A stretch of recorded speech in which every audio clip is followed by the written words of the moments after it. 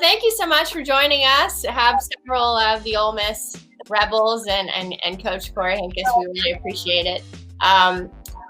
Unprecedented times. Kennedy, as a senior, I wanted to start with you just to ask you what it was like the day that college golf stopped. Take us through the emotions of that day for you. Well, I can tell you this. I definitely have a little bias against Publixes now. Because we found out at first that our next 3 tournaments were going to be canceled in a Publix parking lot, and then we went back to the Publix to stock up on non-perishables because toilet paper and everything was going out the window, and we were all walking out and we got the news that it was canceled. And I mean, everyone was just like, wait, what? Like, what do you mean golf is done?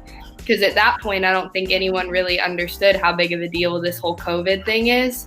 And so we were all like, well, Nationals isn't till the end of May. I mean, why don't you just wait and see?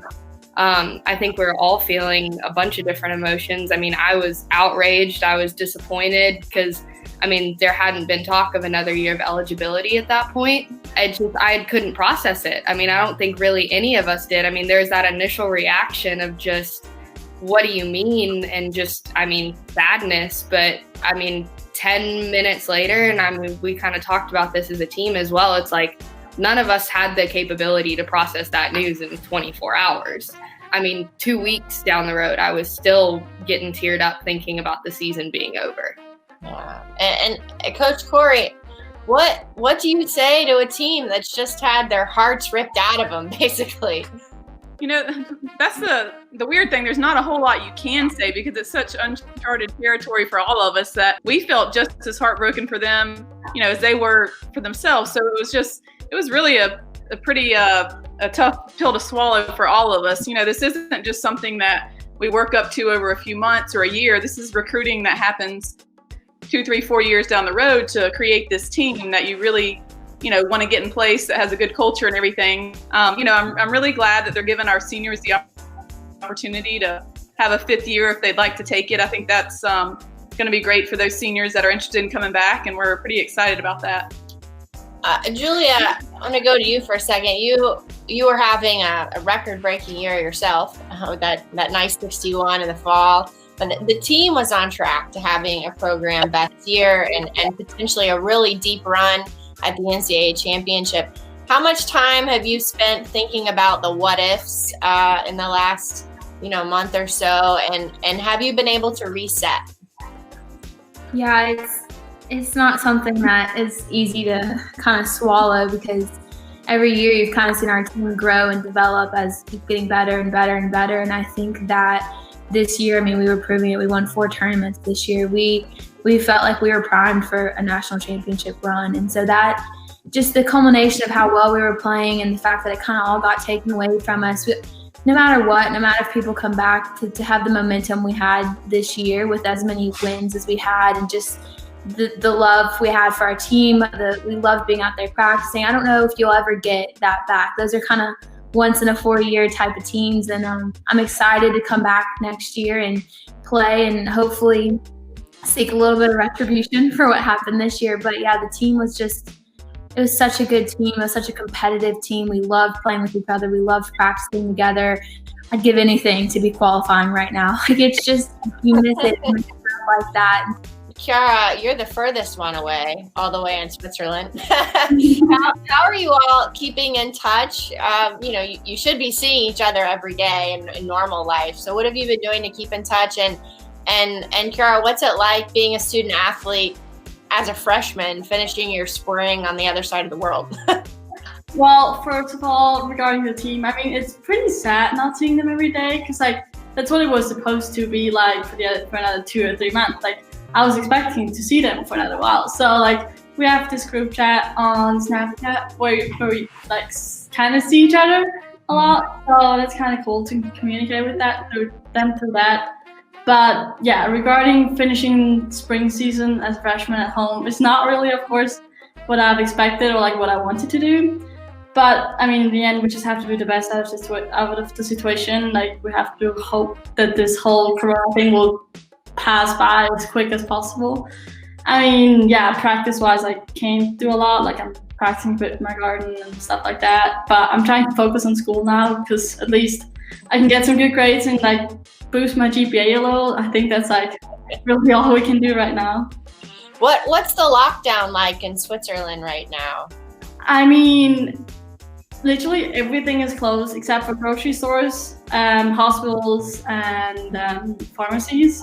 So there's really not a lot going on. I left my house twice since I'm back, and I'm back since 1.5 weeks now. Kennedy, what are your plans for next year, and just kind of take us through when you realized that there was an option? How long did it take you to make a decision? Yeah, for sure. So originally, I mean, there's kind of a little bit of talk about giving the seniors an extra year of eligibility. And at the time, I think I was kind of ready to graduate and ready to move on. But again, I think that was the initial reaction. You know, it's really hard to process everything in a week or two. And I think I was really angry, you know, that my season got taken away from me. And so I kind of started to process that. And I talked to Coach Zach and Coach Corey, and they kind of kept me updated with everything that was going on with the NCAA and their talk about giving seniors an extra semester.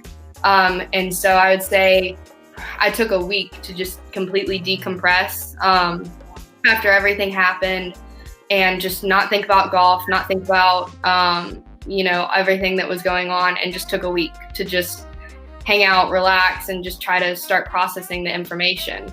And so a couple weeks into it, there was more talk of, hey, this might actually be a real thing. You know, there might be an opportunity to come back.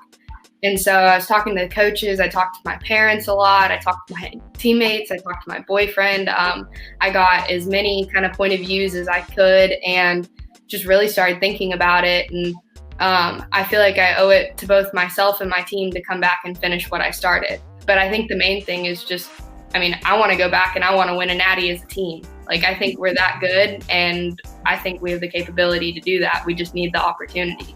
So, Coach, let's talk about you're due in June, and I know that your husband's on the front lines of fighting this pandemic. Can you tell us how you're holding up at home? What's it like?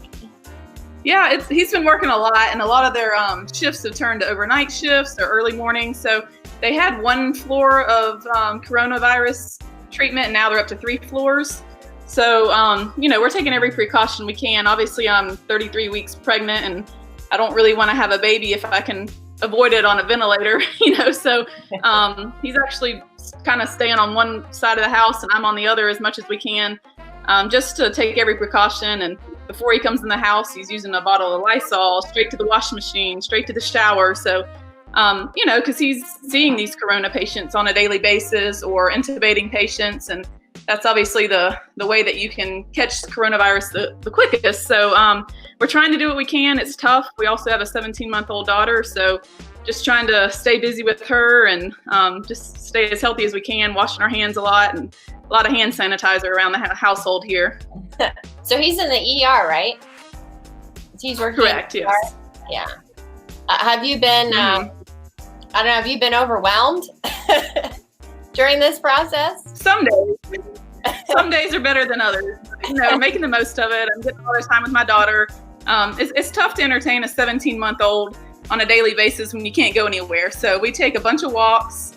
I have a little seat on the back of my bike. I put her in that, and we go for bike rides. She loves that. We play with chalk on the sidewalk. So literally anything and everything we can think of to do, we try to do every day and stay outside and stay active because, you know, toddlers are into everything. So we're doing our best. Well, I'm sure you all have spent some time thinking about the SECs last year, or if you hadn't, the fact that I reminded you that it would be going on right now has now triggered that. So there was a lot of good memories to look back on, and maybe they'll play some highlights somewhere. But thank you all for joining us, and please be safe, and look forward to seeing you in the fall. Thank you. Thank you so much. Thank you. Have a good day.